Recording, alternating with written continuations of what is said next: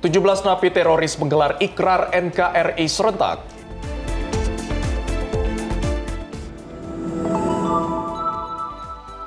Gunung Etna di Italia kembali erupsi.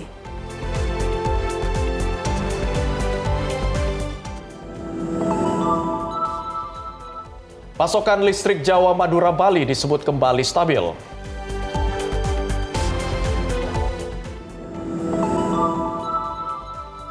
Langkah pemerintah dalam mengatasi inflasi.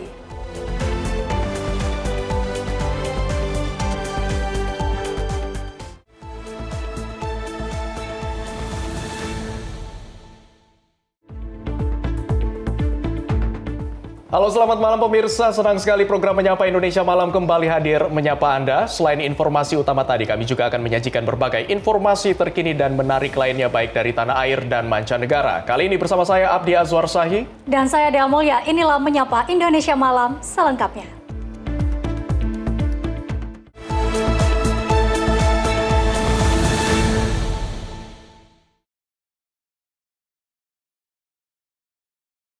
Pemirsa, kita awali informasi dari aksi pencurian barang di dalam kendaraan kembali terjadi. Seorang pengunjung Palembang Squares atau PS Mall mengaku kehilangan barang berharga di dalam mobilnya saat ditinggal belanja. Seorang pengunjung Palembang Square Mall hanya bisa mengelus dada saat mengetahui pintu kendaraan miliknya rusak. Satu unit Asus VivoBook Core 13 dan satu unit iPad 11 yang berada di kabin pun raib. Berdasarkan keterangan korban, kejadian ini terjadi sekitar pukul 17.00 WIB saat dia kembali ke mobil usai berbelanja. Pencurian yang ada di lobi Ampera, Palembang Square yang bertepatan pada tanggal 27 Juni 2026 hari Sabtu. Jadi pukul 15.45 kami masuk ke dalam area parkir mall dan bakar mobil di belakang saya sekitar 15.45. Dan kejadian berlangsung ketika kami sedang berbelanja. Berdasarkan CCTV yang ada, itu telah terjadi pencurian barang dalam mobil dalam keadaan mobil itu terkunci dan alarmnya hidup sekitar jam 16.41 sampai 16.46. Nah, kami memasuki mobil kembali itu sekitar jam 17.00 dan menyadari hal tersebut kami langsung melapor kepada pihak security. Dari rekaman kamera pengawas, aksi pencurian diduga berlangsung sekitar pukul 16.41 WIB hingga 16.47 WIB. Kasus ini telah dilaporkan ke Polsek Ilir Barat 1 Palembang. Korban juga telah berkoordinasi dengan pihak manajemen Palembang Square Mall untuk membantu proses penyelidikan. Pihak pengelola berjanji mengganti kerugian akibat kerusakan pintu mobil. Sedangkan barang-barang yang hilang di dalam mobil tidak bersedia diganti rugi. Dari Palembang, Sumatera Selatan, Yudo, jurnalis Info TV melaporkan.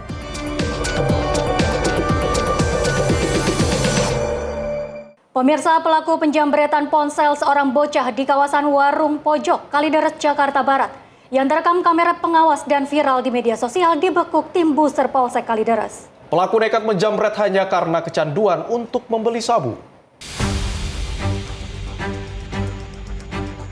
Rekaman CCTV ini memperlihatkan seorang pria yang menjamret bocah yang tengah bermain ponsel di depan pintu rumahnya di kawasan Jalan Warung Pojok Tegal Alur, Kalideres, Jakarta Barat. Pelaku dengan cepat merampas handphone yang dipegang bocah dan tancap gas. Sebelum beraksi, pelaku lebih dulu berputar-putar memantau situasi dan target yang diincar. Rekaman CCTV ini viral di sosial media dan tim Buser Polsek Kalideres kemudian bergerak cepat menangkap pelaku AL alias Pitex di tempat persembunyiannya di kawasan Prepedan Kamal, Kalideres. Dari hasil pemeriksaan, pelaku sudah belasan kali beraksi di wilayah Jakarta Barat dan Utara. Uang hasil penjualan ponsel para korbannya digunakan pelaku untuk membeli sabu. Tim dari Reskrim Polsek Kalideres telah mengungkap yang dimana pelakunya berinisial A alias P, yang dimana ciri-ciri ini kita dapatkan dari hasil CCTV yang kita olah TKP pada saat kejadian. Dan kita mendapatkan ciri-ciri dari pelaku dan kita lakukan penyelidikan dan pencarian terhadap pelaku ini. Dari modus operandi yang sering dilakukan oleh pelaku ini, pelaku sering berkeliling di daerah-daerah yang akan dilakukan kejahatan, di mana pada saat itu pelaku melakukan berkeliling di Jalan Warung Pojok Tegal Alur, yang di mana pada saat itu ditemukan ada anak-anak yang sedang bermain handphone dan dia memarkirkan kendaraan motornya di depan anak-anak tersebut. Kemudian dilakukanlah perampasan untuk handphone yang ada pada anak itu. Selain pelaku, polisi juga mengamankan ponsel korban yang belum sempat terjual. Guna mempertanggungjawabkan perbuatannya, pelaku dijerat pasal 479 KUHP dengan ancaman hukuman 9 tahun penjara. Dari Jakarta, jurnalis Info TV melaporkan. Sementara itu, aksi ugal-ugalan sekelompok geng motor di Kota Makassar, Sulawesi Selatan kembali meresahkan warga dan pengguna jalan. Dalam aksinya, kelompok geng motor melakukan konvoi dengan membawa sajam dan busur panah. Geng motor belakang. Ini dia mereka anak. Ini mereka ini anak. Mereka ini pegang sampai busur anak. Inilah rekaman video yang viral di media sosial. Sekelompok remaja yang diduga geng motor melakukan konvoi sambil membentangkan busur panah ke arah warga di Jalan Andi Pangeran Petarani, Kota Makassar, Sulawesi Selatan. Tidak hanya membentangkan busur, para anggota geng motor ini juga membawa parang, sehingga menimbulkan keresahan bagi warga maupun pengguna jalan yang melintas. Menanggapi video tersebut, aparat kepolisian dari Polsek Panakukang langsung bergerak cepat dengan melakukan patroli di sejumlah titik rawan, di antaranya di Jalan AP Petarani dan Jalan Boulevard Kecamatan Panakukang, Kota Makassar. Petugas mengamankan serta menggeledah sejumlah remaja yang diduga baru saja melakukan konvoi dan balap liar. Bahkan 2 remaja yang berboncengan kedapatan bersembunyi di dalam parit karena ketakutan saat dikejar petugas. Panit 1 Opsnal Polsek Panakukang Ibda Iqbal MR membenarkan pihaknya bergerak cepat setelah video aksi geng motor yang tersebar luas di media sosial. Menanggapi viralnya video aksi ugal-ugalan sekelompok geng motor di jalan raya sambil membawa busur panah dan parang yang meresahkan warga, dari Reskrim Polsek Panakukang langsung melakukan patroli di titik-titik rawan. Jadi kami dari tim Resmob Polsek Panakukang langsung gencar melakukan patroli di wilayah tersebut, dan ada beberapa yang anak remaja yang kami amankan yang sedang melakukan balap liar. Ini dari hasil pemeriksaan ini kenapa mereka dicurigai balap liar? Jadi ada beberapa yang lewat di wilayah Petarani yang yang menggunakan knalpot drone dan kelengkapan kendaraannya tidak lengkap. Dari hasil patroli ini, petugas mengamankan sejumlah unit sepeda motor serta beberapa remaja di bawah umur yang diduga kuat ikut dalam aksi konvoi. Para remaja kemudian dibawa ke Mapolsek Panakukang untuk diberikan pembinaan secara humanis dan memanggil orang tua masing-masing. Dari Makassar, Sulawesi Selatan, jurnalis Info TV melaporkan. Selanjutnya, pemirsa, belasan narapidana terorisme di Lembaga Pemasyarakatan Kelas 2A Gunung Sindur, Kabupaten Bogor, Jawa Barat, menggelar Ikrar Negara Kesatuan Republik Indonesia di Aula Lapas. Ikrar Negara Kesatuan Republik Indonesia dengan cara menghormati bendera merah putih hingga mencium bendera Indonesia.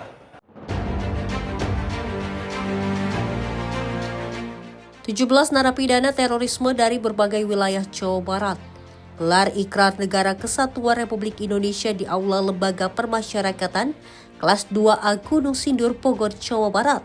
Dengan berseragamkan merah putih, para napi teroris yang dibina kali ini menyatakan sumpah ikrar di hadapan anggota BNPT, Densus 88 Anti Teror, Kanwil Jawa Barat hingga TNI Polri, dan Kepala Lapas Gunung Sindur Kelas 2A.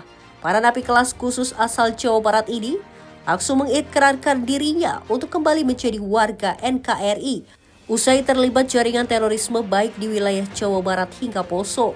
Usai menjalani ikrar hingga hormat bendera merah putih dan cium bendera pusaka Indonesia, 4 napi teroris asal Depok hingga wilayah Jawa Barat lainnya ini dilakukan secara serentak dan terbesar se-Indonesia di wilayah Lapas Khusus Gunung Sindur Kelas 2 Bogor. Semoga sesuai dengan apa yang kita harapkan, yaitu pada saat kami setelah bebas nanti bisa diterima lagi ke masyarakat umum. Kami Lapas Khusus Kelas 2 Gunung Sindur telah melaksanakan kegiatan ikrar NKRI terhadap 17 warga binaan perkara teroris.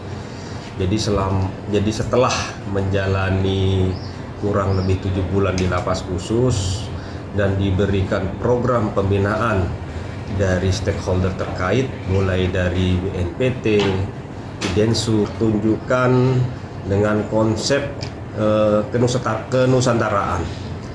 Jadi tarian yang diambil dari berbagai macam suku daerah kita tampilkan menjadi satu, kita kemas menjadi satu, dan alhamdulillah kegiatan dapat berjalan dengan lancar dan khidmat. Jadi untuk di tahun 2026 ini, di bulan Juli ini, dengan mengikrarkan 17 orang warga binaan yang berperkara teroris, tentunya mungkin menjadi yang terbesar di Indonesia. Karena saya belum melihat di lapas-lapas lain 17 orang warga binaan teroris diikrarkan secara bersama. Jadi mungkin ya di tahun ini di lapas kami yang paling banyak mengikrarkan napiter. Dengan diikrarkannya NKRI, ke-17 napi teroris yang telah dibina kali ini bisa kembali menerima hak integritas dan hak remisi sebagai warga Indonesia biasa nanti di saat menjalani masa tahanan di lapas khusus tersebut. Dan kegiatan kali ini dilakukan agar para napi teroris bisa kembali sebagai warga Indonesia yang sempat termakan ideologi oleh kaum terorisme. Dari Bogor, jurnalis Sinpo TV melaporkan. Pemirsa, petugas BPBD Kota Tangerang dari UPT Damkar dan Penyelamatan Korban Cibodas memberikan bantuan kepada seorang pekerja yang tangan kirinya terjepit mesin penggiling bahan pangan pada Rabu siang 1 Juli 2026. Petugas memotong bak penampungan yang terbuat dari plat baja menggunakan alat bantu gerenda untuk memudahkan korban mendapatkan penanganan medis lanjutan dari dokter rumah sakit. Kecelakaan kerja dialami seorang pekerja PT Pendekar Podoh bernama Surya, di mana tangan kirinya terjepit mesin penggiling saat mengoperasikan mesin untuk mengolah bahan pangan menjadi saus restoran di Kota Tangerang, Banten, Rabu 1 Juli 2026 siang. Korban dilarikan ke rumah sakit di daerah Jatuh Ubung untuk mendapatkan perawatan medis. Akan tetapi tidak dapat dilakukan karena terhalang bak penampung sehingga meminta bantuan BPBD Kota Tangerang. Tindakan tepat dan cepat harus dilakukan petugas dikarenakan kondisi korban sudah mulai lemas akibat kehilangan banyak darah dan organ yang terjepit adalah telapak tangan. Dengan penuh kehati-hatian, 4 petugas dari UPT Damkar Cibodas memotong bak penampungan berukuran 30 x 50 cm menggunakan alat bantu gerinda di dalam ruangan IGD dan dalam waktu 10 menit bak penampung dapat dilepaskan. Komandan Regu 3 UPT Damkar Cibodas, Anton Kurniawan, mengakui sesuai arahan dokter, penanganannya hanya melepaskan bak penampungan, sedangkan untuk tangan korban tidak dapat diperbolehkan dilepaskan dari mesin penggiling, dikarenakan akan dilakukan penanganan langsung di ruang operasi. PT Damkar Cibodas tadi pada saat tiba di lokasi, kami berkoordinasi dengan pihak rumah sakit. Untuk penanganan sendiri, kami tadi melakukan pelepasan bak atau nampan dengan cara kita memotong dengan gerinda. Untuk penanganan sendiri kami tadi kurang lebih sekitar 10 menit. Dari arahan dokter kami hanya diminta untuk membuka nampannya karena memang untuk mesinnya sendiri untuk penanganannya nanti pada saat korban ditangani di ruang operasi. Dari informasi yang kita dapat itu alat penggiling untuk pembuatan saus.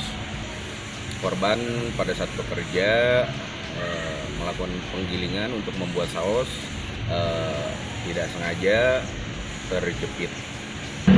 Kondisi korban tadi memang sudah cukup lemas ya karena memang kejadiannya sendiri dari jam setengah 10 dan kami juga baru dapat laporan jam 11 lewat 10 korban sudah dibawa ke rumah sakit. Untuk tangan tadi yang kita lihat di lokasi sepertinya memang sudah hampir terputus. Penanganan medis awal dilakukan pihak rumah sakit dengan memberikan alat bantu pernafasan dan cairan infus kepada korban. Setelah berhasil bak penampungan terpotong, untuk selanjutnya korban dirujuk menuju ke Rumah Sakit Siloam Tangerang untuk menjalani operasi dari luka yang dideritanya. Dari Tangerang, Banten, jurnalis Sinpo TV melaporkan.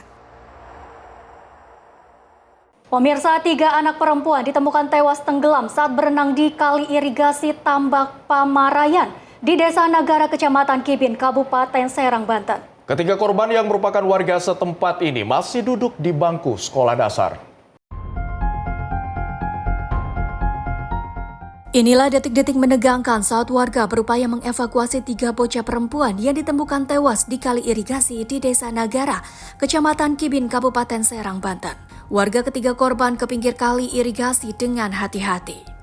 Sejumlah warga juga sempat berupaya memberikan pertolongan pertama dengan mengangkat kaki korban ke atas, dengan harapan air yang menyumbat pernapasan bisa keluar sehingga nyawa korban bisa selamat. Namun naas, nyawa korban tidak tertolong usai dibawa ke klinik terdekat. Jasad ketiga korban yang masih di bawah umur ini kemudian dibawa menuju ke rumah duka orang tua masing-masing yang berada tak jauh dari lokasi kejadian. Keluarga korban menolak untuk dilakukan proses otopsi dan memilih ikhlas menerima kejadian ini sebagai musibah. Ketiganya kini sudah dimakamkan pada Rabu pagi, 1 Juli 2026, pukul 8 pagi di area tempat pemakaman umum yang sama. Pihak kepolisian mengatakan ketiga bocah saat itu memang sedang bermain sekaligus berenang di kali irigasi Tambak Pamarayan. Namun karena debit arus sedang cukup tinggi dan deras, ketiganya lalu terbawa arus hingga akhirnya tewas tenggelam. Terjadi peristiwa anak tenggelam sebanyak 3 orang, ya, berada di kali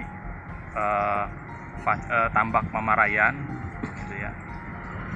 Perkiraan sekitar jam 4:30-an, gitu. Kemudian setelah adanya kejadian itu yang diperoleh dari masyarakat, kemudian rame-rame masyarakat menolong korban, terus membawa ke klinik terdekat yang berada di Desa Nagara. Kemudian setelah dicek, anak-anak tersebut sudah dalam keadaan sudah meninggal. Petugas kepolisian menghimbau keras kepada para orang tua agar lebih ketat mengawasi dan melarang anak-anak mereka berenang di kali irigasi yang dalam. Dari Serang, Banten, jurnalis Info TV melaporkan. Pemirsa, aksi menegangkan terjadi saat anggota Polres Lampung Timur mengevakuasi seekor ular jenis king cobra sepanjang 2,5 meter yang bersarang di halaman rumah warga. Keberadaan ular berbisa itu membuat panik penghuni rumah hingga akhirnya meminta bantuan melalui layanan darurat Polri. Anggota Polres Lampung Timur mengevakuasi seekor ular jenis king cobra sepanjang 2,5 meter yang ditemukan bersarang di halaman rumah warga di Desa Mataram Marga, Kecamatan Sukadana, Lampung Timur. Petugas mendapat laporan keberadaan ular berbisa yang membuat penghuni rumah panik dan menghubungi layanan darurat Polri 110. Petugas yang datang ke lokasi langsung melakukan evakuasi dengan menggunakan tongkat pengait.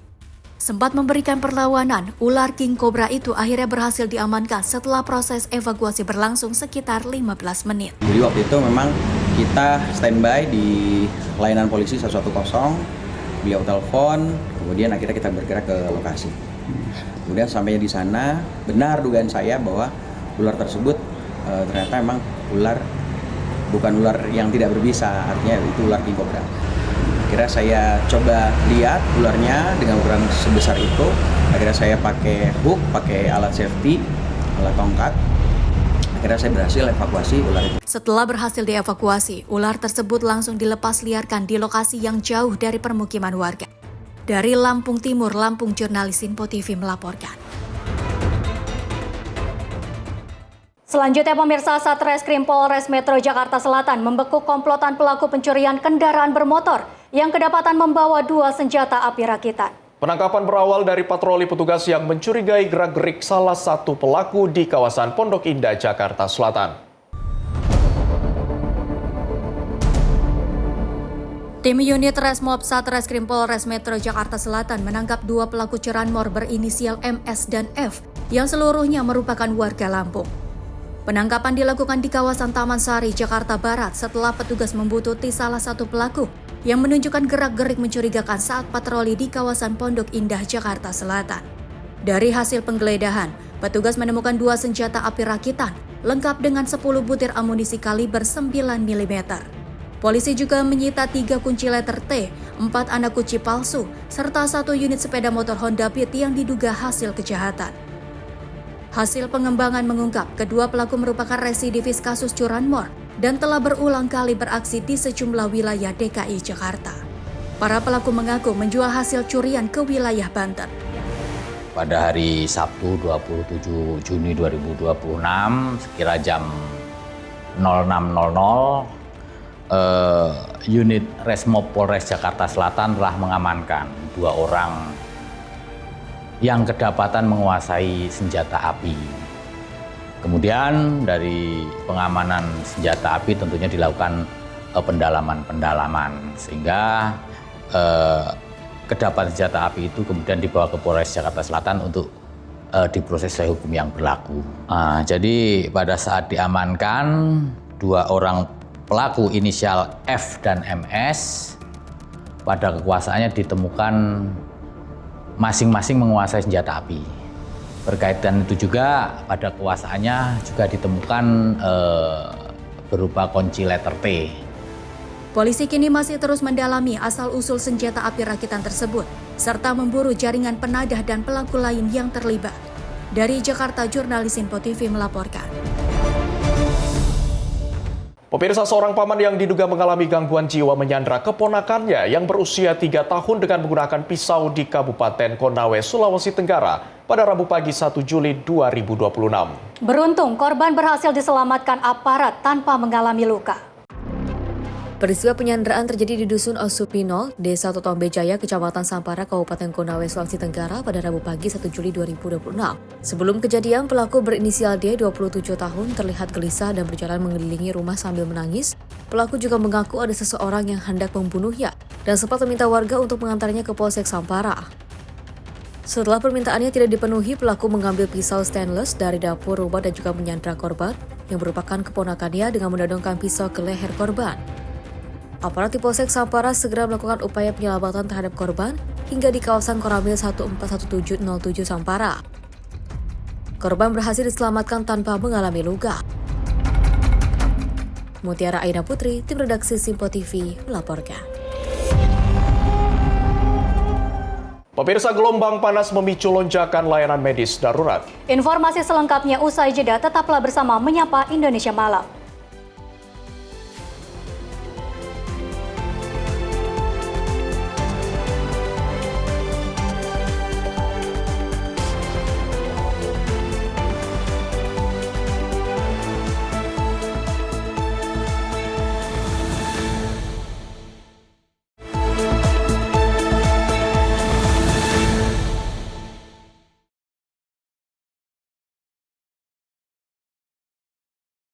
Terima kasih pemirsa, Anda masih bersama kami. Informasi kami lanjutkan.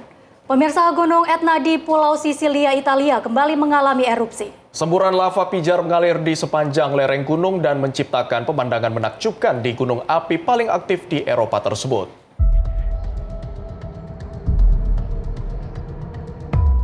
Rekaman video memperlihatkan aliran lava berwarna oranye terang meluncur menuruni lereng Gunung Etna, baik dari pengambilan gambar di darat maupun menggunakan drone.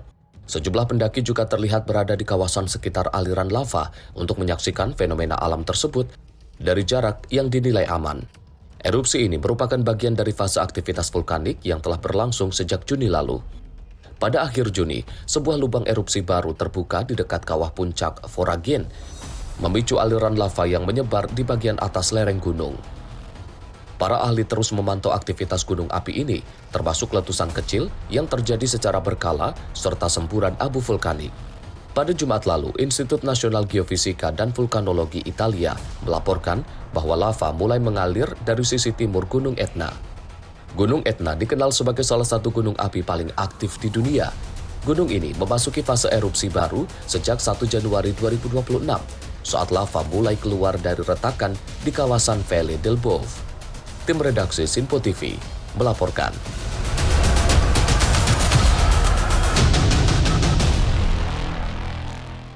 Pemirsa, gelombang panas ekstrim yang melanda Italia selama beberapa minggu terakhir memicu lonjakan panggilan ke layanan medis darurat di kota Milan.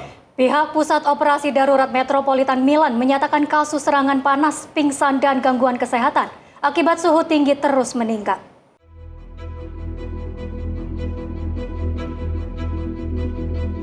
Rekaman menunjukkan petugas di Pusat Operasi Darurat Metropolitan Milan mengordinasikan pengiriman ambulans serta memantau berbagai laporan kejadian di seluruh kota.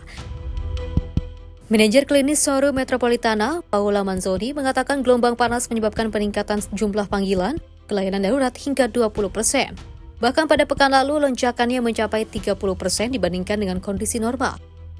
L'ondata di calore di queste settimane ha portato un incremento delle chiamate al 118 ovviamente con delle richieste appunto per colpi di calore piuttosto che per malesseri, malori eccetera, probabilmente legati appunto al calore stesso e abbiamo avuto un impatto che è intorno al 15-20%. Il picco più importante l'abbiamo avuto domenica, quando le chiamate sono aumentate di circa il 30% questa domenica scorsa. Manzoni menjelaskan pihaknya kini secara rutin mempersiapkan layanan menghadapi gelombang panas berkepanjangan. Menurutnya kondisi tersebut kini menjadi bagian dari perencanaan operasional karena diperkirakan akan terus berulang. Ia menambahkan pekerja luar ruangan seperti pekerja konstruksi, pertanian, dan gudang menjadi kelompok yang paling beresiko mengalami gangguan kesehatan akibat suhu tinggi, meskipun pemerintah daerah telah membatasi aktivitas kerja pada jam-jam terpanas. Menurut Manzoni, pasien mengalami beragam gejala mulai dari pingsan sementara, detak jantung cepat, demam tinggi hingga peningkatan suhu tubuh yang memerlukan penanganan intensif. Dalam beberapa minggu terakhir, Eropa dilanda gelombang panas yang memecahkan rekor. Organisasi Kesehatan Dunia menyatakan lebih dari 1.300 kematian tambahan tercatat sejak 21 Juni. Sejumlah negara Eropa juga telah menerapkan peringatan panas, menutup sekolah, membatasi pekerjaan luar ruangan, serta mengimbau masyarakat untuk melindungi kelompok rentan. Tim redaksi Simpo TV melaporkan. Informasi selanjutnya pemirsa, gelombang panas ekstrim terus melanda ibu kota Spanyol, Madrid. Warga dan wisatawan memanfaatkan tempat teduh, air minum publik, dan kipas tangan untuk meredakan suhu yang terus meningkat. Rekaman memperlihatkan warga berkumpul di bawah kanopi peneduh, mendinginkan diri di air mancur dan keran air minum publik, serta berjalan dengan payung untuk menghindari paparan langsung sinar matahari. Sejumlah warga mengaku khawatir dengan dampak gelombang panas yang semakin sering terjadi. Mereka menilai kota belum sepenuhnya siap menghadapi kondisi cuaca ekstrim, terutama bagi kelompok rentan dan hewan. Meski telah mengikuti anjuran pemerintah seperti memperbanyak minum, menghindari aktivitas saat siang hari, dan berlindung dari matahari, warga menyebut suhu panas tetap sulit dihadapi, bahkan saat berada di dalam rumah. Sebagian warga mendorong pemerintah menambah fasilitas pendingin dan pos hidrasi di ruang publik dengan memanfaatkan energi ramah lingkungan. Mereka juga menghimbau lansia dan kelompok rentan untuk mengurangi aktivitas di luar ruangan selama gelombang panas berlangsung. Spanyol tengah menghadapi gelombang panas dengan suhu melampaui 40 derajat Celcius di sejumlah wilayah, khususnya sepanjang akhir Juni hingga awal Juli 2026. Sistem pemantauan kematian harian Spanyol, MOMO, mencatat sementara 1.029 kematian berkaitan dengan suhu panas ekstrim selama bulan Juni. Tim redaksi Simpo TV melaporkan. Kita beralih ke informasi lain, pemirsa. Pemerintah Tiongkok menyambut baik keputusan Amerika Serikat untuk mencabut sebagian sanksi terhadap Iran.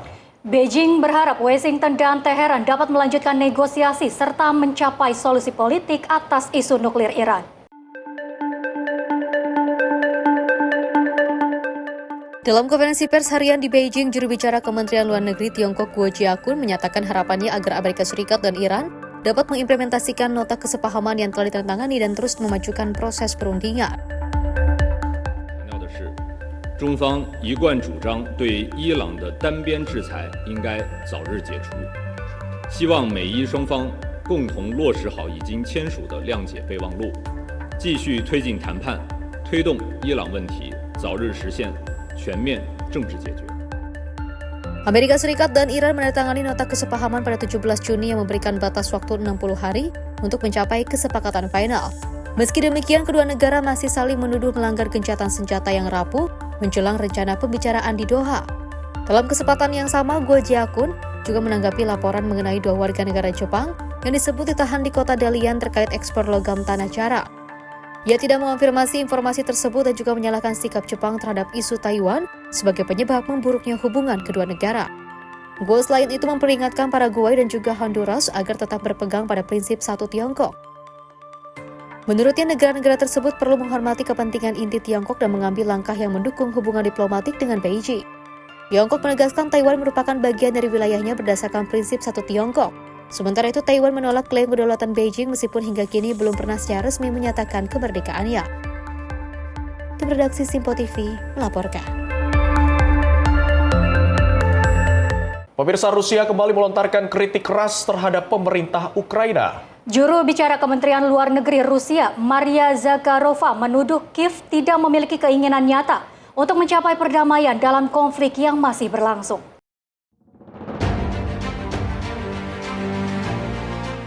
Mengawali konferensi pers, juru bicara Kementerian Luar Negeri Rusia, Maria Zakharova, mengundang 21 mahasiswa di Starobilsk yang juga menurut Moskow tewas akibat serangan Ukraina.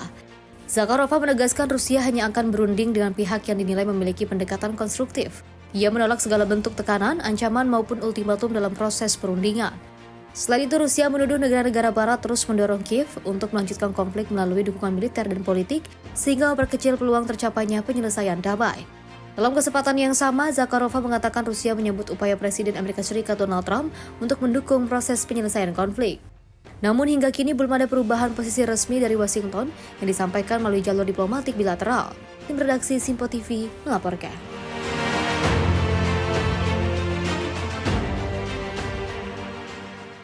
Pemirsa, tercatat 8 orang tewas dan 25 lainnya luka-luka setelah sebuah bus penumpang bertabrakan dengan truk. Lalu terbakar di jalan tol Delhi-Mumbai, distrik Dausa, negara bagian Rajasthan, India. Kecelakaan terjadi pada Selasa dini hari saat bus sedang mengangkut puluhan penumpang menuju Indore.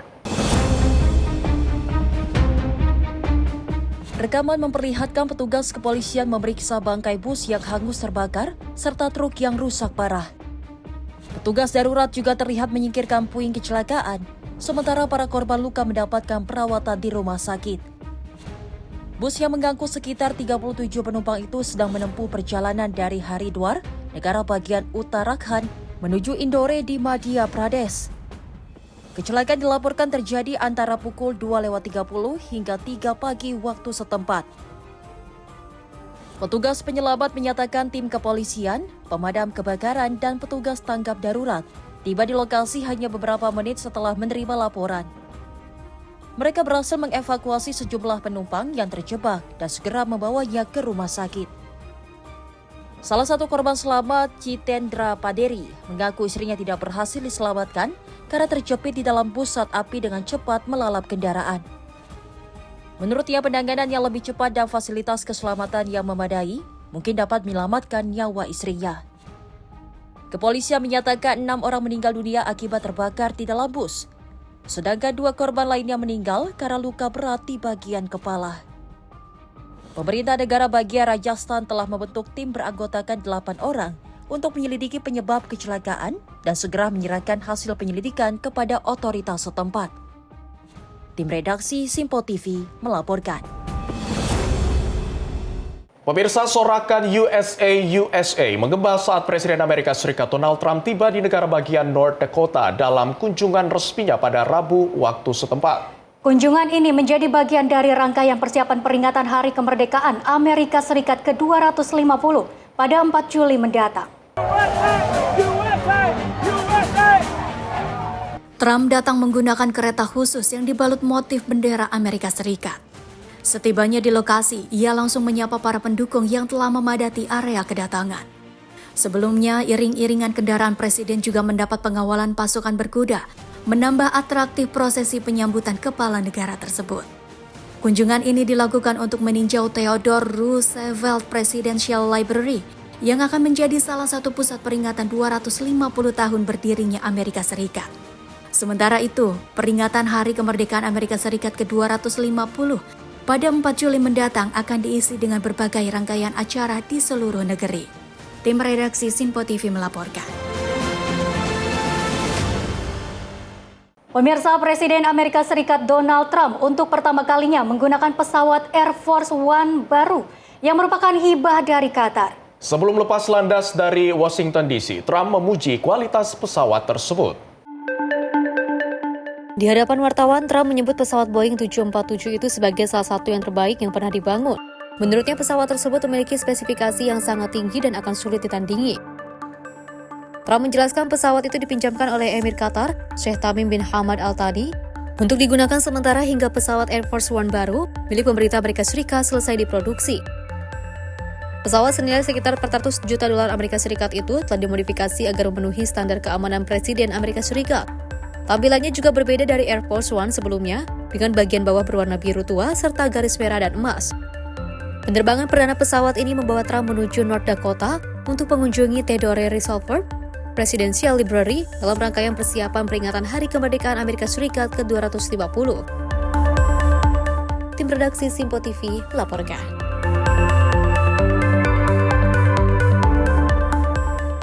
Hong Kong memperingati hari jadi ke-29 pengembalian kedaulatannya dari Inggris kepada Tiongkok dengan upacara pengibaran bendera dan perayaan resmi. Pemerintah setempat menegaskan komitmen untuk menjaga keamanan nasional serta melanjutkan pembangunan daerah.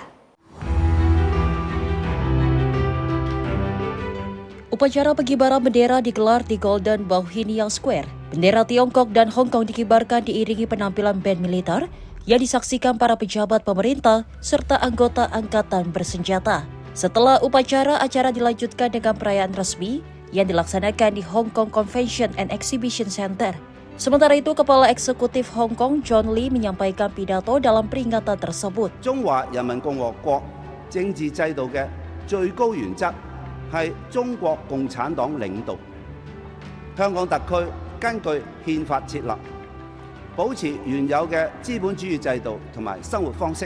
Dalam pidatonya, John Lee juga menyatakan pemerintah tengah mempercepat penyusunan rencana 5 tahun Hong Kong yang akan menjadi pedoman bagi pembangunan ekonomi dan sosial di masa mendatang.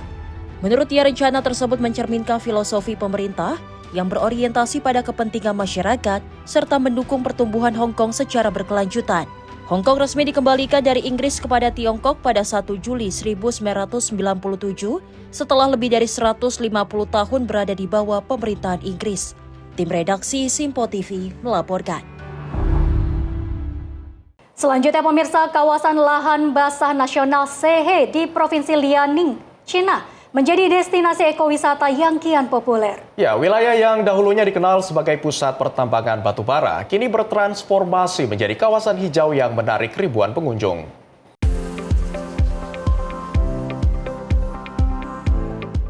Rekaman video memperlihatkan hamparan lahan basah yang hijau, pulau-pulau kecil berlapis rumput, serta jalur air berkelok yang membelah Taman Nasional Sehe. Taman ini terletak di Kabupaten Fushun, sebuah wilayah yang selama bertahun-tahun dikenal sebagai salah satu pusat pertambangan batu bara di Cina. Keindahan alam tersebut menjadi daya tarik bagi wisatawan yang datang dari berbagai daerah, termasuk dari kota Shenyang, untuk berlibur dan menikmati pemandangan. 特意从沈阳来，从网上刷到适合国家湿地公园，特别好看。今天孩子放假了，特别带着家人一起过来打卡、拍照啥的。 Seiring berkurangnya aktivitas pertambangan, pemerintah setempat mengembangkan kawasan hutan, sungai, dan lahan basah sebagai bagian dari transformasi menuju pembangunan yang lebih berkelanjutan. Lahan basah sering disebut sebagai ginjal bumi karena memiliki peran penting dalam menyaring air, mengurangi resiko banjir, serta menyerap karbon. Di Fushun, fungsi tersebut menjadi semakin penting karena kawasan ini berkaitan dengan sumber daya air utama di Provinsi Liaoning. Pemerintah setempat terus memperkuat upaya perlindungan lingkungan melalui pengendalian pencemaran, pemantauan kualitas air, dan pengelolaan daerah aliran sungai secara berkelanjutan. Tim redaksi Simpo TV melaporkan.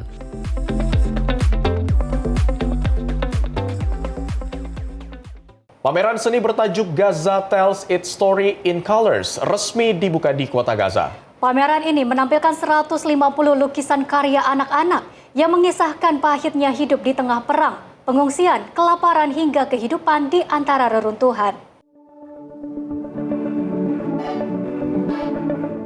Pengunjung tampak memadati ruang pameran untuk menyaksikan beragam lukisan dan karya seni yang menghiasi dinding gedung.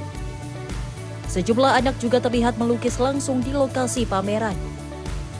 Salah satu peserta pameran, Perial Halas, menyebut pameran ini menjadi bahasa visual yang menyampaikan tragedi dan perjuangan rakyat Palestina kepada dunia, khususnya masyarakat di Eropa dan Amerika Serikat. Koordinator pameran Muhammad Zakot menjelaskan pameran ini merupakan pameran pertama yang diselenggarakan oleh Dar Al-Kalima University di jalur Gaza setelah lebih dari 2,5 tahun konflik. استهداف أكثر من 20 فنان وفنانة في قطاع غزة. كل فنان اتبع على نظام مجموعات من الأعمال الفنية. تم استهداف أكثر من 650 طفل في جميع قطاع غزة. أصدر عن إنتاجها أكثر من 650 عمل فني. تم اختيار ما يقارب 150 عمل اللي هو معروضين حاليا في المعرض. Seniman Marwan Nasar menambahkan, pameran juga menampilkan patung dan berbagai karya yang dibuat dari material sederhana, termasuk puing-puing bangunan yang hancur akibat perang. Menurutnya, anak-anak mengubah sisa reruntuhan menjadi karya seni yang menceritakan pengalaman mereka selama konflik. Senada dengan itu, pengajar seni Ruba Al-Syakni menyatakan setiap karya merekam kehidupan warga Gaza, mulai dari kelaparan, pengungsian, hingga berbagai cara bertahan hidup di tengah kondisi perang yang berkepanjangan. Tim redaksi Simpo TV melaporkan.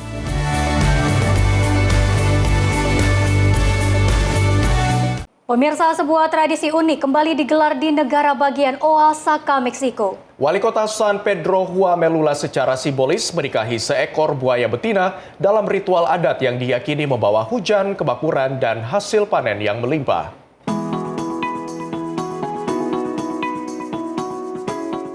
Rekaman video memperlihatkan Wali Kota San Pedro Juan Melula, Daniel Gutierrez Pena, mengikuti prosesi pernikahan adat dengan seekor buaya betina yang dianggap sebagai seorang putri. Ritual tersebut melambangkan persatuan antara masyarakat adat Sontal di San Pedro Juan Melula dan suku Icots, yang juga dikenal sebagai suku Huave. Setelah prosesi pernikahan, buaya betina dibawa berkeliling kota dari rumah ke rumah, diiringi tarian dan perayaan tradisional yang diikuti warga setempat. Tradisi ini telah dilaksanakan selama lebih dari 500 tahun dan menjadi bagian penting dari identitas budaya masyarakat San Pedro Juan Melula. Menurut cerita turun-temurun, ritual tersebut berasal dari kisah cinta antara seorang putri dari suku Huave dan seorang pangeran dari suku Sontal, yang menjadi lambang perdamaian dan persatuan dua komunitas adat. Es la unión de dos pueblos, de los Huaves y los Chontales. La autoridad se casa con su princesa, que ellos lo sacan de su pueblo convertida en una lagarta. Y es como así se llevan ya la unidad. Melalui upacara ini, masyarakat memanjatkan doa agar diberikan hujan, kesuburan tanah, hasil tangkapan ikan yang melimpah, serta kesejahteraan bagi seluruh warga. Dalam rangkaian acara, buaya betina juga dikenakan 3 busana adat yang mewakili budaya Zogu, tanah genting Tehuan Tepek, dan pakaian pengantin. Tim redaksi Simpo TV melaporkan. Pemirsa, 4 orang dilaporkan tewas saat perayaan kemenangan tim nasional Meksiko atas Ekuador dalam Piala Dunia 2026 di Mexico City.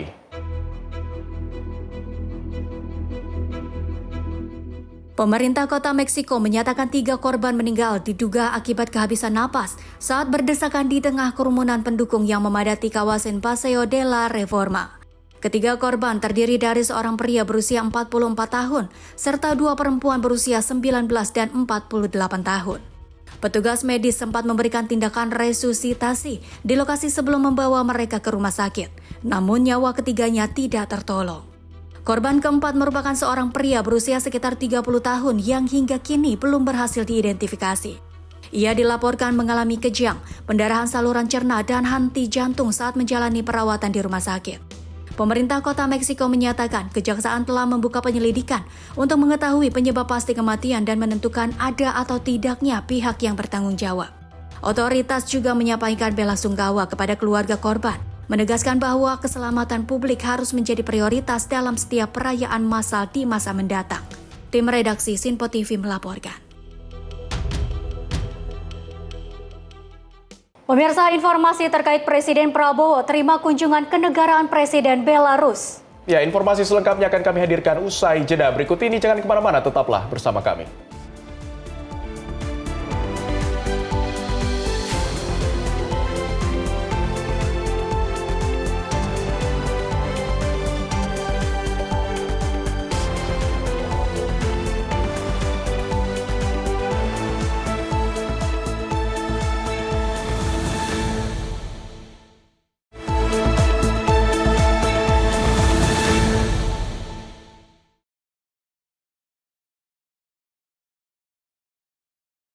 Terima kasih pemirsa, Anda masih bersama kami dalam Menyapa Indonesia Malam. Pemirsa, pemerintah memastikan kondisi pasokan listrik di sistem Jawa Madura Bali kembali normal dan stabil.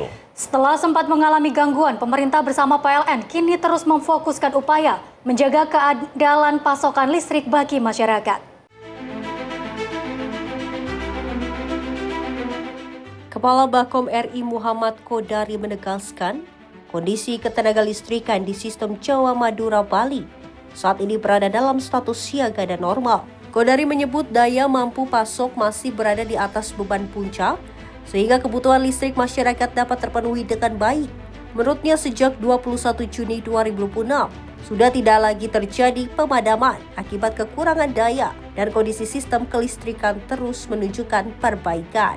Pemerintah bersama PLN juga terus melakukan pemantauan dan penguatan sistem ketenaga listrikan agar pasokan listrik tetap stabil, aman, dan andal bagi masyarakat di berbagai wilayah. Sejak 21 Juni 2026 tidak terjadi lagi pemadaman akibat kekurangan daya. Pada 21 Juni 2026, daya mampu pasok tercatat sebesar 28.625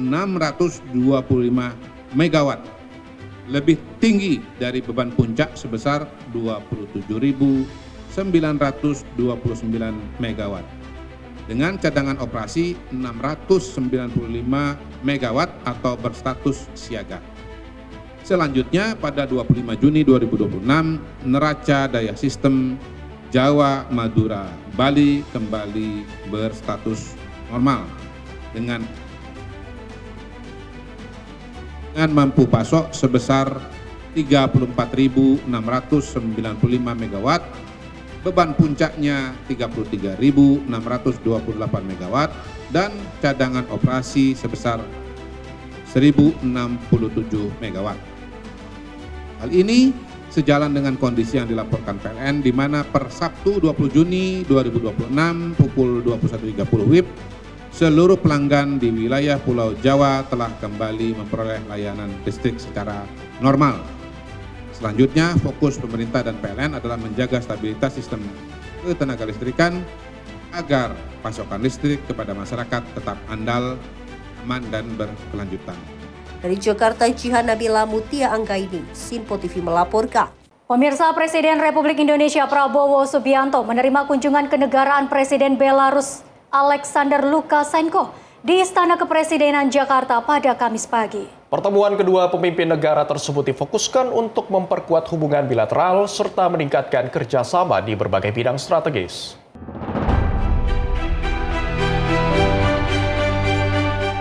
Presiden Prabowo Subianto menerima kunjungan Presiden Belarus Alexander Lukashenko di Istana Merdeka Jakarta pada Kamis 2 Juli 2026. Lukashenko hadir di Istana Merdeka dikawal iring-iringan formasi pasukan motor dan berkuda dari Detasemen Kavaleri Pas Pampres. Ada juga peserta didik dari tingkat SD dan SMP yang berdiri sambil mengibarkan bendera merah putih di Jalan Medan Merdeka Utara hingga di dalam Istana Merdeka. Setibanya di Istana Merdeka, Presiden Belarus Alexander Lukashenko disambut langsung oleh Presiden Prabowo Subianto. Kedua pemimpin negara tersebut selanjutnya melakukan salam kebangsaan sebagai rasa hormat antar negara. Dalam kesempatan ini, pasukan jaga kehormatan memberi aba-aba hormat senjata dengan sangkur terpasang. Kemudian memperdengarkan lagu kebangsaan tamu negara dengan disusul oleh lagu kebangsaan Indonesia Raya. Usai lagu kedua negara diperdengarkan, Komandan Upacara melaporkan kepada Presiden Prabowo bahwa upacara penyambutan siap dimulai dan parade pasukan siap diperiksa. Presiden Prabowo mengenalkan sejumlah menterinya kepada Presiden Belarus Alexander Lukashenko, di antaranya Menteri Luar Negeri Sugiono, Menteri Koordinator Perekonomian Erlangga Hartarto, Menteri Pertahanan Safri Samsudin, Menteri ESDM Bahlil Lahadalia, Menteri Kebudayaan Fadlizon, Menteri Sekretaris Negara Prasetyo Hadi, Kepala Danantara Rosan Roslani, Menteri Pertanian Andi Amran Sulaiman, dan Sekretaris Kabinet Teddy Indrawijaya. Begitupun sebaliknya, Presiden Lukashenko mengenalkan Presiden Prabowo kepada jajaran menteri-menterinya yang ikut dalam kunjungan ke Indonesia. Nantinya akan ada pembahasan mengenai upaya penguatan hubungan bilateral Indonesia-Belarus di berbagai bidang, antara lain ekonomi, pertanian, ketahanan pangan, kebudayaan, serta ilmu pengetahuan dan teknologi. Indonesia juga menyambut baik rencana peluncuran Roadmap for Bilateral Cooperation 2026-2030 pada kunjungan ini, yang diharapkan dapat menjadi kerangka kerja untuk mendorong kerjasama yang konkret dan saling menguntungkan di antara kedua negara. Keduanya juga turut bertukar pandangan mengenai isu-isu yang menjadi perhatian bersama pada tingkat regional dan global. Tim redaksi Simpo TV melaporkan. Pemirsa, pesawat yang membawa Presiden Belarus Alexander Lukashenko mendapat pengawalan dari jet tempur TNI Angkatan Udara saat memasuki wilayah udara Indonesia menuju Jakarta. Setibanya di Indonesia, Lukashenko dijadwalkan bertemu dengan Menteri Investasi dan Hilirisasi Rosan Perkasa Roslani sebelum bertemu dengan Presiden Prabowo Subianto. Rekaman memperlihatkan dua jet tempur TNI Angkatan Udara mengawal pesawat kepresidenan Belarus hingga mendarat dengan aman di Jakarta. Kunjungan ini merupakan kunjungan resmi Presiden Alexander Lukashenko ke Indonesia untuk memperkuat hubungan bilateral antara kedua negara. Sebelum bertemu dengan Prabowo, Lukashenko dijadwalkan bertemu dengan Menteri Investasi dan Hilirisasi Rosan Perkasa Roslani. Dalam pertemuan tersebut, Lukashenko menegaskan kesiapan Belarus untuk memperluas kerjasama dengan Indonesia dan menyatakan tidak ada batasan dalam hubungan bilateral kedua negara. Kunjungan tersebut diharapkan dapat memperkuat kerjasama Indonesia dan Belarus di berbagai bidang, termasuk investasi, perdagangan, dan hubungan ekonomi.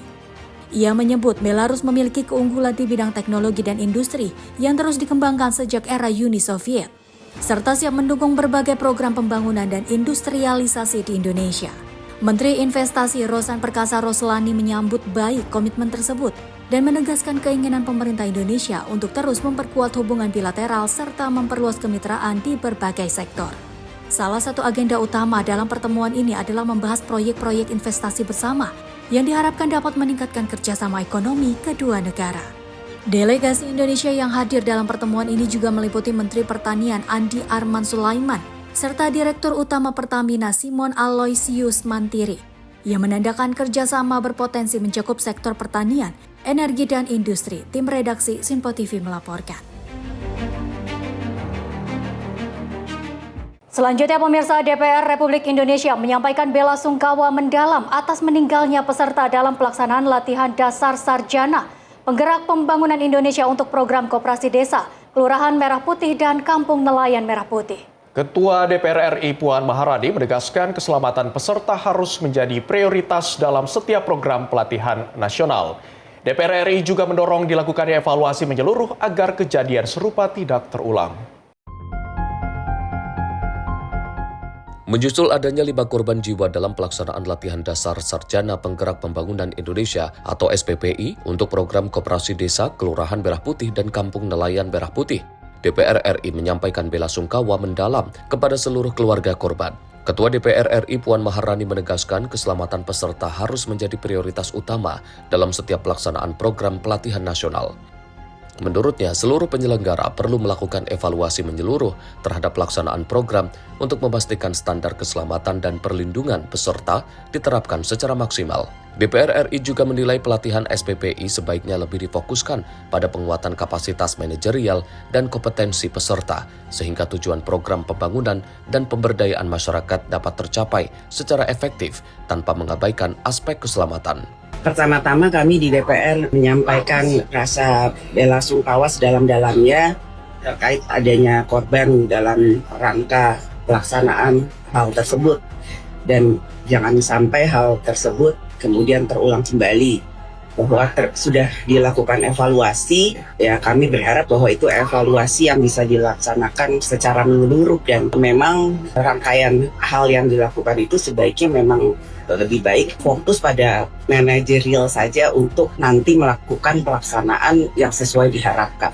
DPR RI berharap hasil evaluasi dapat menjadi dasar perbaikan pelaksanaan program pelatihan nasional di masa mendatang, agar seluruh peserta mendapatkan jaminan keselamatan serta mampu mengikuti pelatihan secara optimal. Tim redaksi Simpo TV melaporkan. Sementara itu, Wakil Menteri Pertahanan Doni Ermawan mengungkapkan alasan adanya mengenai pelatihan dasar militer bagi calon manajer Koperasi Desa dan Kampung Nelayan Merah Putih. Doni mengatakan nilai kemiliteran diperlukan untuk membentuk karakter disiplin, kerjasama, agar seorang manajer mampu melaksanakan tugas dan memimpin anak buahnya. Jadi bukan sekadar jaga kooperasi, kata beliau. Yang paling penting adalah kita menanamkan values, tata nilai. Karena kita tahu bahwa tata nilai juga declining. Yang kedua, disiplin. Ini disiplin juga mendekati titik nadir. Dan yang terakhir, membentuk jiwa kesatria. Wakil Menteri Pertahanan Doni Hermawan menjelaskan bahwa pentingnya nilai kemiliteran dalam membentuk karakter disiplin maupun tanggung jawab bagi seorang pemimpin, khususnya calon manajer koperasi desa dan kampung nelayan Merah Putih. Menurutnya, seorang manajer koperasi desa maupun kampung nelayan Merah Putih harus mampu melaksanakan tugas dengan baik serta memimpin bawahannya. Doni juga mengatakan banyak kementerian maupun perusahaan yang mengirim pegawainya untuk mengikuti pendidikan karakter di lembaga pendidikan militer. Tapi tidak bisa kita pungkiri bahwa di dalam kemiliteran itu ada nilai-nilai ya. Tadi yang disampaikan oleh Pak Dev tadi itu sangat baik sekali untuk bisa membentuk karakter. Karena manajer ini nanti di lapangan juga dibutuhkan manajer-manajer yang bagus juga. Jangan sampai nanti manajernya nggak bisa melaksanakan tugasnya, nggak bisa memimpin anak buahnya.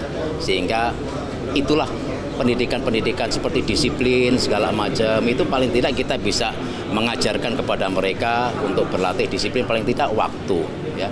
Kemudian kerjasama, koordinasi dan lain sebagainya itu nilai-nilai yang bisa kita ambil dari pendidikan di bela negara ini. Dalam kesempatan yang sama, Ketua Komisi 1 DPR, Utut Adianto mengatakan bahwa pelatihan kemiliteran bagi peserta calon manajer Kopdes dan KNMP dapat membentuk jiwa kesatria seorang pemimpin. Saya bilang, biar kebagian semua Pak.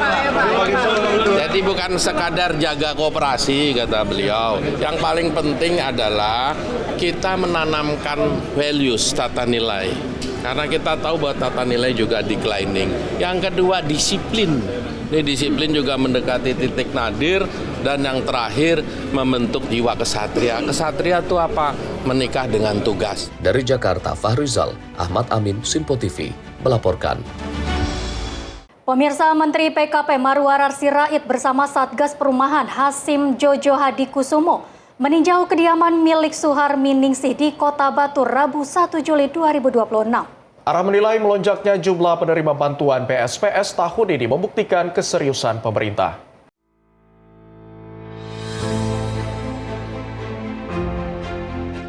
Menteri Perumahan dan Kawasan Permukiman RI Marwarar Sirait bersama Ketua Satuan Tugas Perumahan Hasim Jojo Hadikusumo meninjau kediaman milik Suharmi Ningsih di Jalan Dewi Sartika, Kelurahan Temas, Kecamatan Batu, Kota Batu, Rabu 1 Juli 2026.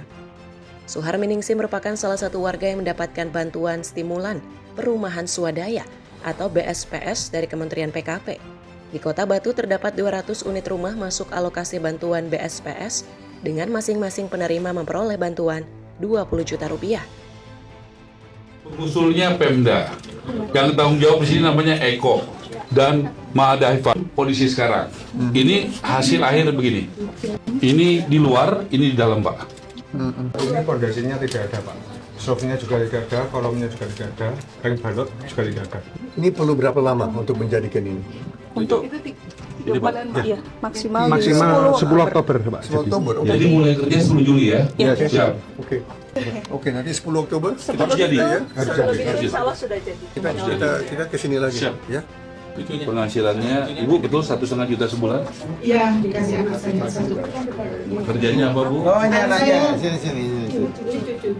Anak saya jualan ayam potong ikut orang. Menteri PKP Marwarar Sirait mengatakan, pemerintah menggenjot pembangunan rumah layak huni dengan menggandeng pemerintah daerah. Ia menilai melonjaknya jumlah penerima bantuan BSPS tahun ini membuktikan keseriusan pemerintah. Ara optimistis program BSPS tahun ini berjalan lebih cepat dibanding tahun sebelumnya. Jika pada 2025 program baru berjalan pada September, tahun ini pelaksanaan sudah dimulai sejak Mei. Selain membenahi fisik rumah, Ara menyampaikan pemerintah juga menyiapkan program penunjang agar masyarakat berpenghasilan rendah atau MBR memiliki basis ekonomi lebih kokoh. Salah satunya lewat sertifikasi tanah gratis bagi MBR yang belum masuk program Kementerian ATR BPN, khususnya melalui skema pendaftaran tanah sistematis lengkap PTSL. Tim redaksi Simpo TV melaporkan.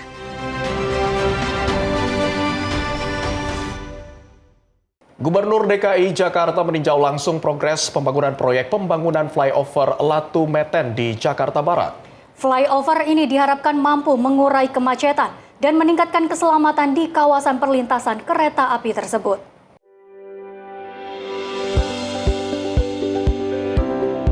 Gubernur DKI Jakarta Pramono Anung meninjau pembangunan flyover Latu Meten di Jakarta Barat pada Kamis 2 Juli 2026.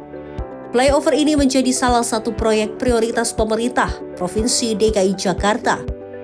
Karena berada di kawasan dengan tingkat kemacetan tinggi akibat perlintasan sebidang kereta api yang selama ini kerap menimbulkan antrean kendaraan. Menurut Pramono, pembangunan flyover Latu Meten menjadi prioritas setelah banyak menerima keluhan masyarakat mengenai kemacetan di kawasan Grogol, Pluit, Slipi, dan sekitarnya. Saat ini progres pembangunan telah mencapai 55,2% dengan nilai proyek mencapai 259 miliar rupiah. Pembangunan ditargetkan rampung pada 15 Desember 2026. Flyover Latu Menten ini salah satu flyover yang paling ditunggu di Jakarta. Ini menjadi prioritas utama untuk mengurai kemacetan di daerah Grogol, Pluit, Slipi, dan sebagainya. Saya sungguh berharap penyelesaian flyover Latu Menten ini segera bisa diselesaikan tepat waktu dan mudah-mudahan ini akan membuat Jakarta konektivitas transportasinya menjadi lebih baik. Anggota DPRD DKI Jakarta Hardianto Kenneth mengatakan pembangunan flyover berawal dari aspirasi warga yang disampaikan saat kegiatan reses. Menurutnya masyarakat tidak hanya mengeluhkan kemacetan, tetapi juga tingginya resiko kecelakaan di lokasi tersebut. Ia optimis pembangunan dapat selesai tepat waktu dan mampu mengurangi kemacetan hingga sekitar 30 hingga 40%. Selain pembangunan jalan layang, pemerintah Provinsi DKI Jakarta juga menyiapkan berbagai fasilitas penunjang, seperti skywalk, halte Transjakarta, lift bagi penyandang disabilitas, serta jalur pejalan kaki yang terintegrasi. Pertama kan saya buat reses. Jadi reses itu kan adalah acara serap aspirasi masyarakat. Nah saya ingat saya buat di belakang ini nih. Di belakang sini warga minta supaya ada flyover. Sebenarnya bukan flyover, gimana caranya bisa mengurai kemacetan di pintu kereta ini. Nah saya diskusi akhirnya menemukan solusi. Berarti harus dibangun flyover.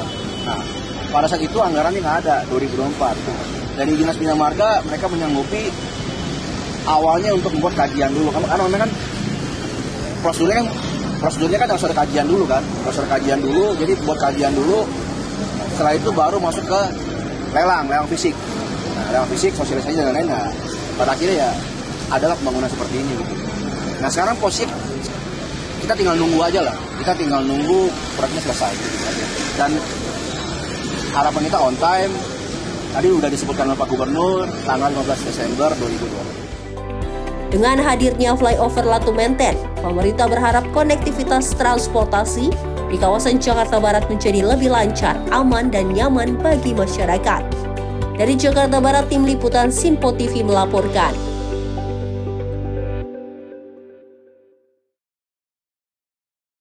Pemirsa, Wakil Menteri Sosial Agus Jabo Priyono meninjau pembangunan gedung permanen Sekolah Rakyat di Kabupaten Kulon Progo, Daerah Istimewa Yogyakarta. Peninjauan dilakukan untuk memastikan kesiapan sarana dan prasarana menjelang dimulainya tahun ajaran baru.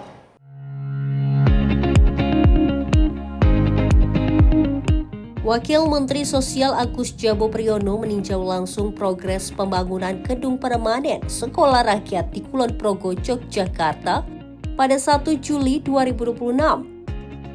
Saat ini progres pembangunan telah mencapai 91%. Dalam peninjauan tersebut, Agus Jabo memastikan seluruh fasilitas pembelajaran, termasuk ruang kelas dan lingkungan sekolah siap digunakan saat masa pengenalan lingkungan sekolah dimulai pada pertengahan Juli mendatang. Sekolah Rakyat Kulon Progo dibangun di atas lahan seluas 7,1 hektar dan akan menampung 314 siswa dari jenjang sekolah dasar, sekolah menengah pertama, hingga sekolah menengah atas. Pembangunan yang dikerjakan Kementerian Pekerjaan Umum ini melibatkan lebih dari 1.000 pekerja agar dapat selesai sesuai target dan siap digunakan pada tahun ajaran baru.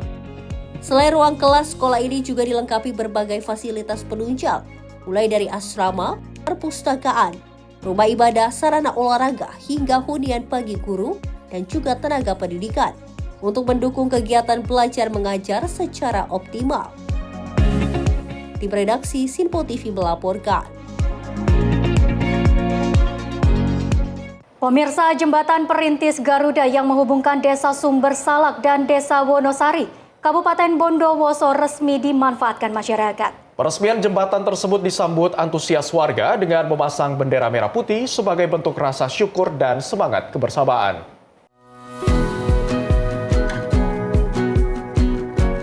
Suasana penuh sukacita mewarnai peresmian jembatan perintis Garuda yang menghubungkan Desa Sumber Salak, Kecamatan Curah Dami, dengan Desa Wonosari, Kecamatan Grujugan, Kabupaten Bondowoso. Warga dari kedua desa bersama aparat kewilayahan bergotong royong memasang bendera merah putih di sepanjang area jembatan. Pemasangan bendera tersebut menjadi simbol persatuan, nasionalisme, dan rasa syukur atas rampungnya pembangunan jembatan yang telah lama dinantikan masyarakat. Jembatan perintis Garuda diharapkan dapat memperlancar mobilitas warga, mulai dari aktivitas pendidikan, pertanian, perdagangan, hingga pelayanan sosial. Pembangunan jembatan ini merupakan bagian dari upaya pemerintah Presiden Prabowo dalam memperkuat konektivitas antar wilayah dan mendukung pemerataan pembangunan hingga ke pedesaan. Warga pun menyambut baik hadirnya jembatan perintis Garuda karena akses penghubung antar desa kini menjadi lebih aman, nyaman, dan efisien. Selain menjadi sarana penghubung, jembatan ini juga diharapkan mampu membuka peluang ekonomi baru, memperlancar distribusi hasil pertanian, serta memperkuat semangat gotong royong dan persatuan masyarakat. Jihan Nabila, Sinpo TV melaporkan. Informasi selengkapnya usai jeda, tetaplah bersama Menyapa Indonesia Malam.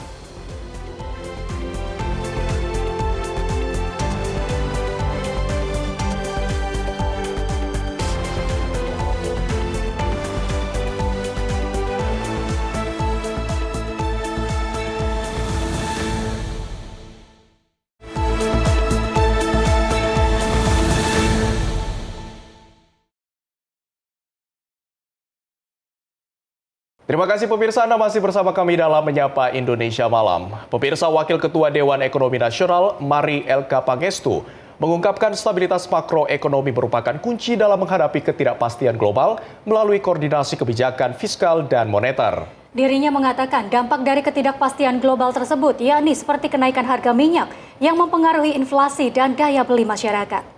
Keadaan ekonomi Indonesia sebetulnya secara fundamental cukup baik. Namun kita memang menghadapi pelemahan rupiah yang lebih daripada peers kita. Stabilitas makroekonomi dinilai menjadi kunci penting untuk menghadapi di tengah ketidakpastian global melalui koordinasi kebijakan fiskal dan moneter. Hal ini diungkapkan langsung oleh Wakil Ketua Dewan Ekonomi Nasional, Mari Elka Pangestu, usai menghadiri rapat koordinasi bersama pimpinan DPR di Komplek Parlemen Senayan, Jakarta. Mari mengatakan prioritas jangka pendek yang harus dijaga ialah stabilitas makroekonomi agar dampak gejolak global terhadap perekonomian domestik dapat diminimalkan.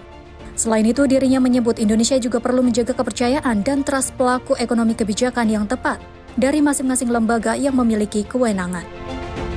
Dan ada kesepakatan saya rasa yang tercapai bahwa yang penting adalah menjaga kestabilan makroekonomi di jangka pendek. Ya, karena kita sudah melihat dampak dari ketidakpastian global, misalnya harga minyak meningkat dan dampaknya kepada inflasi yang sudah mempengaruhi inflasi dan daya beli di masyarakat. Sehingga ini menjadi prioritas untuk menjaga kestabilan makro. Dan apa langkah-langkah yang perlu dilakukan baik dari segi fiskal maupun dari segi moneter, dan koordinasi antara fiskal dan moneter itulah yang kita bahas, ya. Dan kedua mungkin juga yang disepakati, keadaan ekonomi Indonesia sebetulnya secara fundamental cukup baik. Namun kita memang menghadapi pelemahan rupiah yang lebih daripada peers kita. Berarti kita juga harus mewaspadai bagaimana menjaga isu confidence dan trust ya. Dan itu tidak tentu terlepas dari kaitannya dengan kebijakan-kebijakan yang akan diambil oleh masing-masing lembaga yang bertanggung jawab secara teknis untuk melakukan hal itu. Pembahasan berjalan dengan baik dan saya rasa ini forum yang baik untuk melakukan tukar pikiran antara kita semua karena kita ingin tentunya ekonomi Indonesia maju. Dari Jakarta, Fahrizal Dava Rizkiano, Sinpo TV melaporkan. Dan pemirsa, untuk membahas seperti apa kondisi ekonomi Indonesia, kita sudah terhubung bersama dengan narasumber kami, ada Aditya Laksmana, tenaga ahli Bakom melalui sambungan daring. Selamat malam Pak Adit. Selamat malam Mas Abdi dan selamat malam Mbak Dea. Selamat malam Bapak. Baik. Ya. Pak Adit, sebelum kita lebih lanjut membahas terkait kondisi ekonomi di Indonesia, mungkin bisa dijelaskan sejauh ini seperti apa kondisi ekonomi di Indonesia yang sudah memasuki di semester kedua tahun ini, Pak Adit? Ya, makasih Mas Abdi. Jadi kalau dari pertanyaan bagaimana kondisi saat ini, memang kita harus mengakui bahwa tekanan ekonomi masih belum beranjak dari ekonomi kita. Apalagi kemarin kita sama-sama mendengarkan, melihat, dan mengetahui bersama Badan Pusat Statistik baru kemarin mengumumkan data-data indikator utama ekonomi kita seperti inflasi, dan diketahui memang ada kenaikan inflasi tahunan pada bulan Juni itu menjadi 3,34% dari sebelumnya 3,08%. Tentunya ini satu angka yang harus diwaspadai oleh pemerintah dan pemerintah sangat memperhatikan perkembangan tersebut. Dan kemarin BPS juga menyampaikan bahwa kenaikan inflasi menjadi 3,34% secara tahunan itu antara lain dipicu oleh adanya kenaikan di sektor transportasi, dan ini tentu tidak lepas dari bulan Juni kemarin pemerintah menaikkan harga BBM non subsidi jenis Pertamax dan Pertamax Green, dan juga ada dari kontribusi sektor pangan, artinya memang ada kenaikan harga pangan di masyarakat. Jadi itu secara umum. Kemudian juga BPS kita sama-sama menyimak pada bulan Mei ya, neraca perdagangan kita mengalami defisit, dan ini adalah untuk pertama kalinya setelah 72 bulan atau selama 6 tahun kita mencatat surplus neraca perdagangan selama berturut-turut. Dan salah satu penyumbang defisit kemarin adalah karena impor energi. Jadi memang kalau dari sini kita bisa melihat tekanan harga minyak global ini memberikan dampak yang tercermin dari indikator ekonomi, yaitu inflasi dan neraca perdagangan tersebut. Sehingga ini setidaknya dari gambaran dua indikator ini kita harus mengakui bahwa ekonomi kita masih menghadapi tantangan ke depan begitu. Tetapi pemerintah tentu sudah mengambil langkah-langkah bagaimana untuk menyikapi kondisi ini, dan semuanya masih dalam kalkulasi pemerintah bersama otoritas terkait lainnya seperti Bank Indonesia. Artinya salah satu fokus yang menjadi perhatian pemerintah adalah bagaimana mempertahankan dan menjaga daya beli masyarakat. Ini yang paling utama. Supaya apa? Supaya dampak tekanan global tersebut tidak memberikan beban yang lebih berat kepada masyarakat, terutama dari sisi harga-harga. Dan ini yang dilakukan oleh pemerintah. Bagaimana pemerintah berusaha untuk menjaga daya beli masyarakat, dan itu sudah dilakukan sejak lama. Tidak hanya merespons apa yang terjadi saat ini, tetapi langkah-langkah sistematis dan terukur sudah dilakukan pemerintah. Jadi kira-kira itu Mas Abdi gambaran kalau tadi disampaikan bagaimana gambaran saat ini ya gitu. Pangan tetap lancar agar tidak memicu kenaikan harga begitu Pak Adit? Ya, jadi memang fokus utama dalam daya beli adalah tentu sektor pangan ya, karena itu yang menyangkut hajat hidup orang banyak. Dan dalam konteks ini pemerintah upaya-upaya menjaga pasokan stabilitas sektor pangan ini yang menjadi fokus perhatian pemerintah terutama. Dan kita juga bisa melihat tarik ke belakang sejak Ramadan, kemudian juga Lebaran, itu yang faktor musiman kenaikan harga, upaya-upaya itu sudah dilakukan begitu, dan sampai dengan saat ini pun itu sudah dilakukan. Dan kita juga salah satu yang perlu menjadi catatan adalah cadangan beras pemerintah ya. Pemerintah mencatat cadangan beras pemerintah saat ini itu 5,3 juta ton dan itu yang tertinggi dalam sejarah. Artinya itu salah satu upaya konkret pemerintah sehingga manakala ada tekanan harga pangan terutama komoditas beras, pemerintah sudah bisa melakukan intervensi atau operasi pasar. Demikian pula juga kelancaran distribusi dan koordinasi dengan daerah. Itulah mengapa tim pemantau inflasi pusat dan daerah yang sudah lama ada mekanisme ini terus diperkuat karena memang ini yang menjadi garda terdepan bagaimana pemerintah termasuk pemerintah daerah juga melihat atau mempotret perkembangan harga-harga yang terjadi di daerah yang bisa menyebabkan inflasi sehingga pemerintah bisa memberikan satu mitigasi lebih awal untuk mencegah bagaimana supaya perkembangan harga itu tidak berimbas pada laju inflasi yang kemudian juga tentu akan menekan daya beli masyarakat gitu. Pak Adit, mitigasi yang dimaksudkan mungkin bisa dijelaskan seperti apa untuk tetap menjaga daya beli masyarakat ini biar tetap terjaga? Ya, seperti yang saya sampaikan tadi adalah melalui stabilisasi pasokan bahan pangan gitu. Bagaimana kecukupan bahan pangan ini tetap bisa menjadi prioritas pemerintah. Dan kita juga sudah melihat tadi yang saya sampaikan juga melalui cadangan beras pemerintah, peningkatan cadangan beras pemerintah.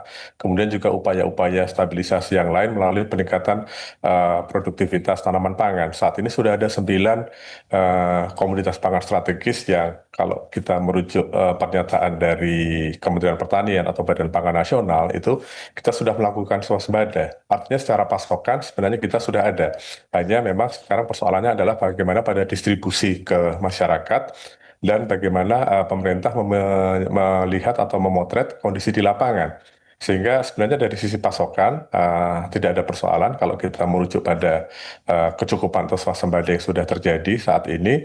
Hanya bagaimana memastikan bahwa distribusi itu tepat sasaran, kemudian juga pada momentum atau timing yang tepat. Dan itulah koordinasi pusat dan daerah maupun koordinasi antar daerah di mana sentra-sentra komoditas pangan dan juga mana wilayah-wilayah yang membutuhkan itu bisa terjalin secara lancar, begitu, Mas Abdi.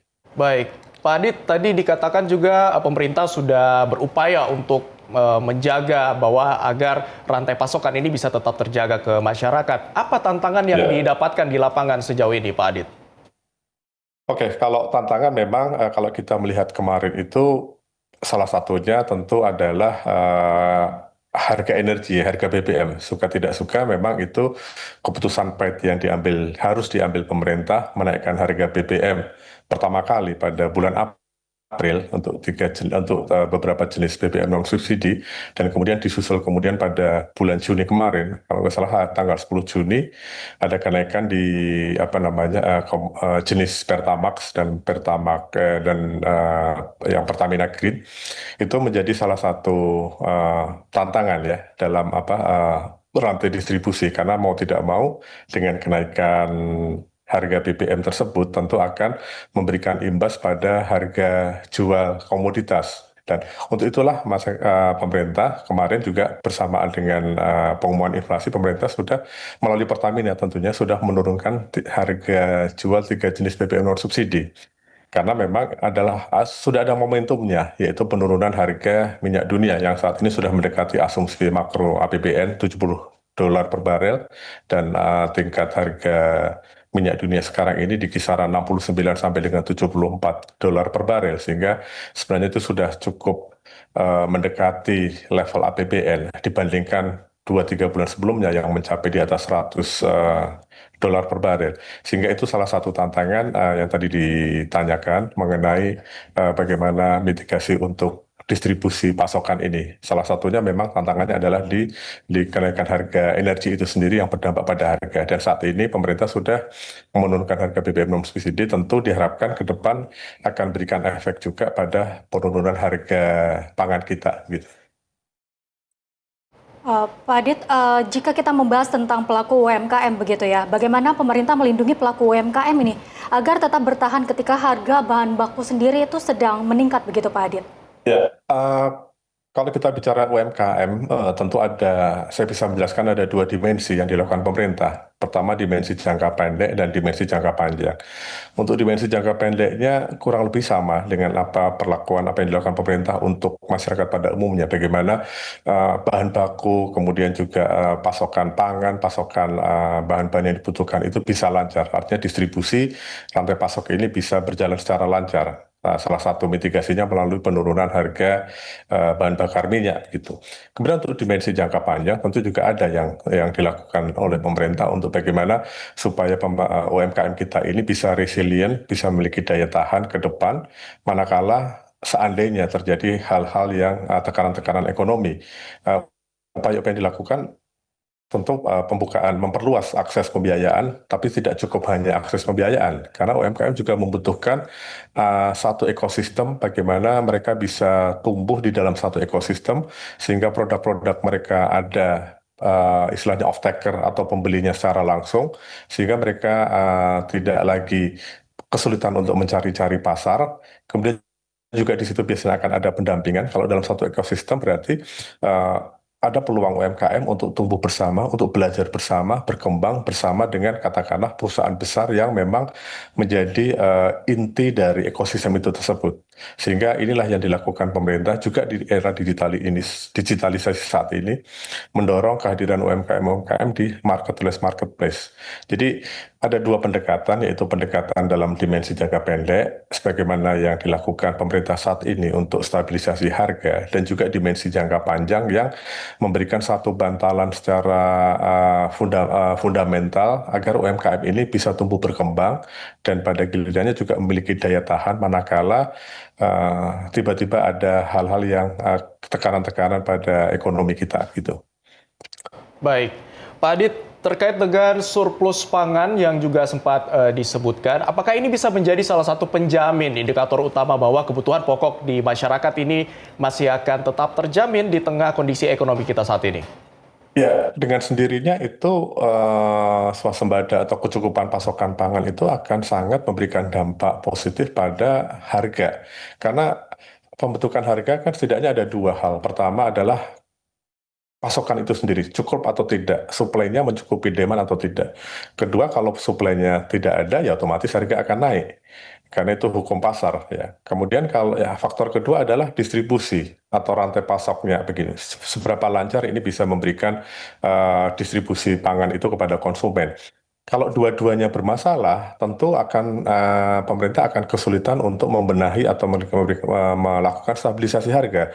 Pasokannya kurang, kemudian distribusinya juga tidak lancar.